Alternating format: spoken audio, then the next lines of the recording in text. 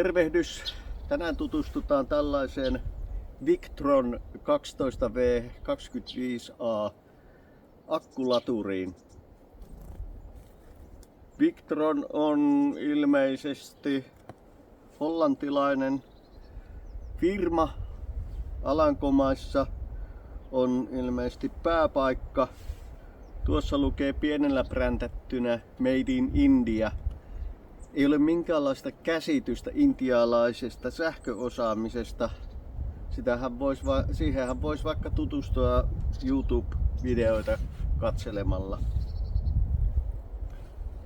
Tämä Victron on tosiaan 25 ampeerin laturi eli varsin tehokas. Siinä on Bluetooth-ohjaus eli kännykkäapplikaatiolla saa tätä ohjattua. Applikaation asensin jo tuossa aikaisemmin, mutta ei siinä hirveästi paljon pysty tekemään, kun laite ei ole kytketty verkkoon. Syy minkä takia hankin tällaisen laitteen ja nimenomaan Victron-merkkisenä on kuullut aika paljon hyvää Victronin laadusta. Ja toisekseen 25 ampeerin laturin tarvin sen takia, että tässä Volkkarin Multivanissa on 2 100 ampeeri akkua. Toinen on käynnistysakku ja toinen on tuolla niin sanottuna hupiakkuna kuskin penkin alla. Se syöttää virtaa muun muassa polttoaineen lämmittimelle, joka syö aika reilusti sähköä. Ja lyhyessä ajassa auton laturi ei oikein jaksa täyttää molempia akkuja, joten käytän tätä sitten apuvirtana yön yli latauksessa. Ennestään mulla on täällä MXS 10 ampeerin laturi. Tää on jo kohtalaisen tehokas. Laadukas laite sinänsä, mutta tässä ei tahdo riittää potku 2 akun lataamiseen. Vaatii aika pitkän ajan, että saa molemmat akut täyteen. Puolikiinteä asennus tarkoittaa sitä, että aina kun pitää kytkeä laturi verkkoon, niin täytyy avata konepelti. Se homma mikä pitäisi tehdä on asentaa sisätilan pistoke tuohon konehuoneeseen, jolloin konepeltiä ei tarvitse avata, kun voi kytkeä ton lämmittimen pistokkeen suoraan esimerkiksi puskuriin. CTEK sinänsä on laadukas laite, siinä on kumikaapelit ja ynnä muuta ja siinä on noin akkuklämpit ja pikakiinnityspistoke, jolla saa sen CTEKin irti ja tarvittaessa jo ladata jotain muuta akkua.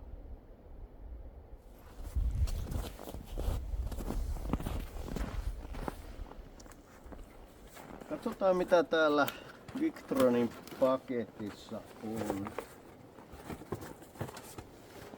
Käyttöohje löytyy. Suomen kieltä siinä ei ole. Ehkä sitä ei sitten tarvita. Sitten näitä tykötarpeita.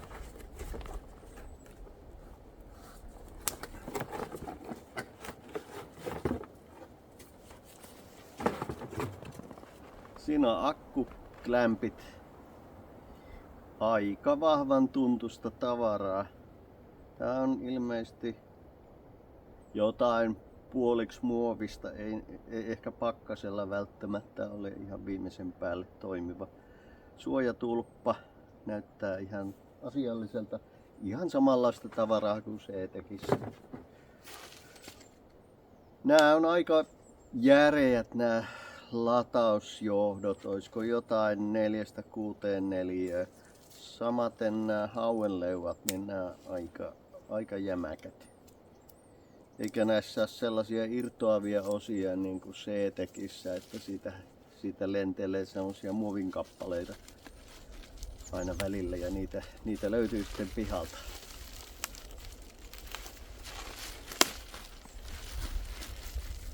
Sitten itse laite. Aika kookkaan oloinen.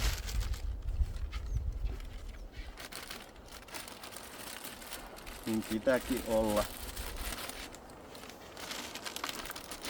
Tällaisia ylimääräisiä muoveja tässä, jotka pitäisi päästä eroon.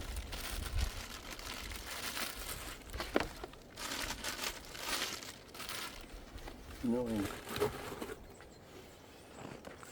Tää on kookas. Tää on kookas laite, mutta se mahtuu hyvin tuohon pellin alle.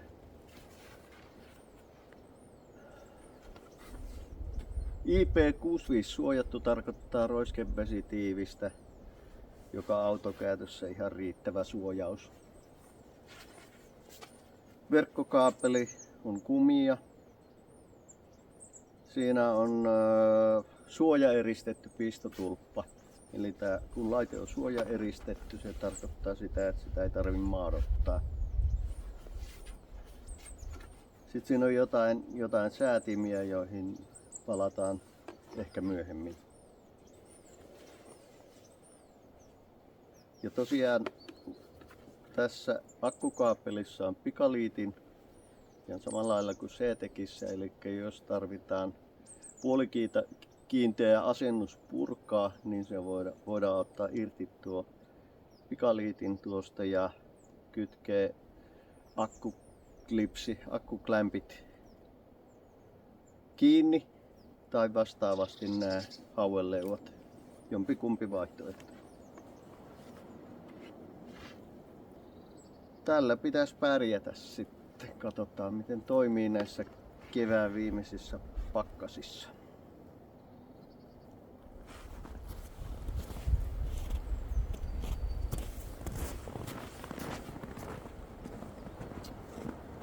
No niin, nyt olisi akkuklämpit kiinnitetty, akkuun kiinni, pikaliitin yhdistetty ja laite on kiinni verkkovirrassa. Syöttää tällä hetkellä akkua tai molempia akkuja. Toinen akku on kytketty tähän pääakkuun ja latauspiiriin erotusreleellä, joka tunnistaa jännitteen nousun. Eli kun auto alkaa lataamaan ja jännite nousee, niin se kytkee tuon latausreleen päälle ja alkaa ladata tuota hupiakkua, kakkosakkua. Eli tässä on näitä merkkivaloja. Tää kävi läpi verkkovirta kytkettäessä tuon testirutiinin ja tunnistaa, että missä tilassa ladattava akku tai ladattavat akut on. Eli siellä on nyt tämmönen ABS-moodi, ilmeisesti tarkoittaa jotain absoluuttista. Sitten tässä yläpuolella on nämä moodit valittavissa, eli akun lataus, jännite, mikä halutaan.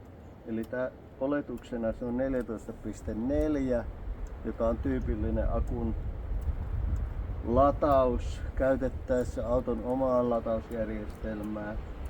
Ei kiehuta turhaa akkua. Siellä on myöskin valittavana 14.7.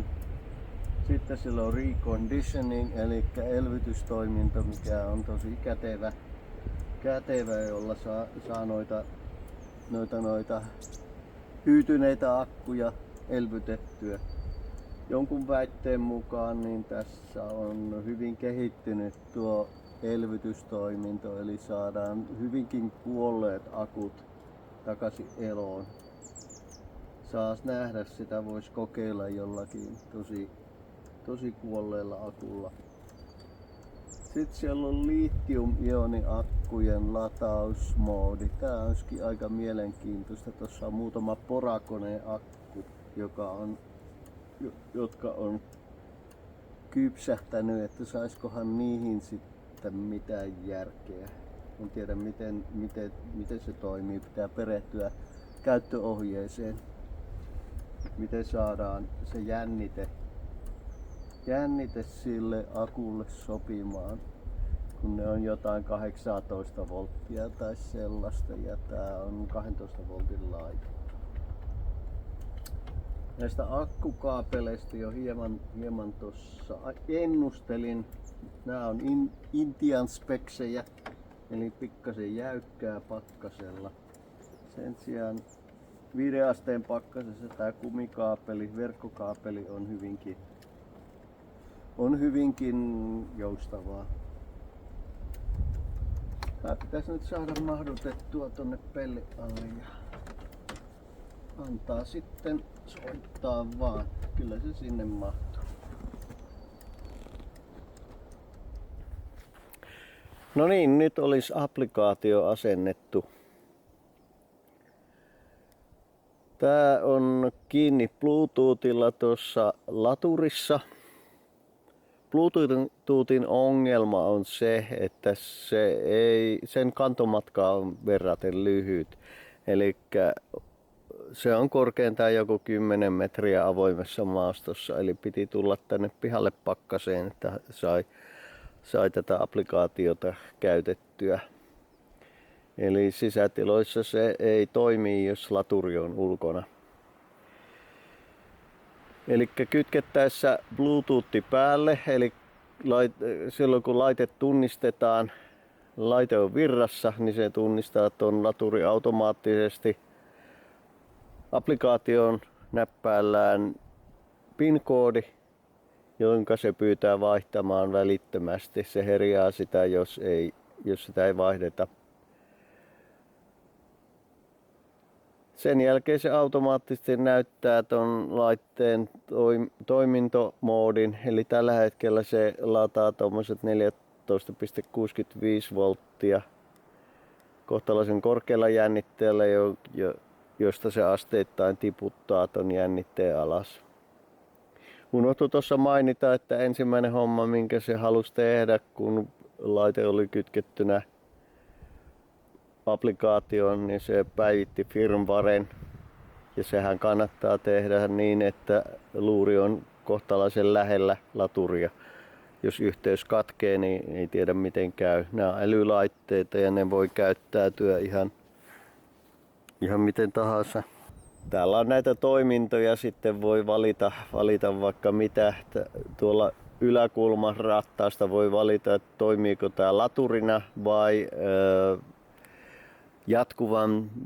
jatkuvassa virransyötössä, eli syöttääkö tämä jotakin laitetta, jossa ei ole esimerkiksi akkua ollenkaan. Sieltä voi katsoa grafiikkaa, latauskäyrää, historia. Siellä näkyy, että firmware on päivitetty versioon, oliko tää nyt 3.25 vai mikä lienee.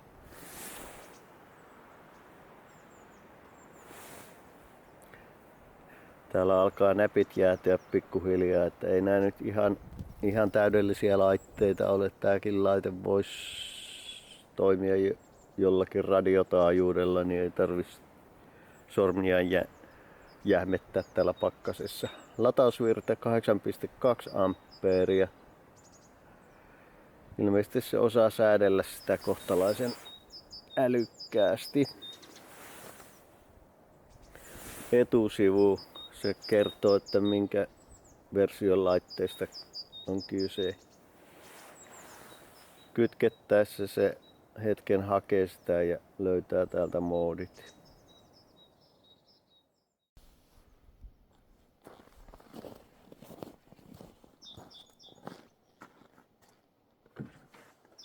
Tervehdys. Tuossa viikko sitten otettiin tää laite käyttöön. Olen sillä harvakselleen lataillut. Ei ole ollut semmosia kovia pakkasia. Yksi aamu oli 15 astetta pakkasta. Ja tää laturi oli kytkettynä. Käynnistin polttoainelämmittimen Eberspächerin 5 kilowattin lämmittimen. Ja seurasin Bluetoothista laitteen applikaation kautta tämän laitteen, eli laturin toimintaa. Kun polttoainelämmitin käynnistyi, Tää laite latasi akkua 18 ampeerin virralla. Se on aika paljon. Eli tuollainen polttoainelämmitin, se vie tosi paljon virtaa käynnistyessään ja kylminä pakkasaamuna sille saattaa olla aika iso merkitys. Tällä hetkellä laturi on reconditioning moodissa. Tuo käynnistysakku, se on jo pitkälti 2 vuotta vanha. Ajattelen, että sitä voisi vähän elvyttää. Katsotaan, että saadaanko siihen vähän lisää eloa. Mutta hyvältä näyttää. Kiitos kun pysyit kanavalla.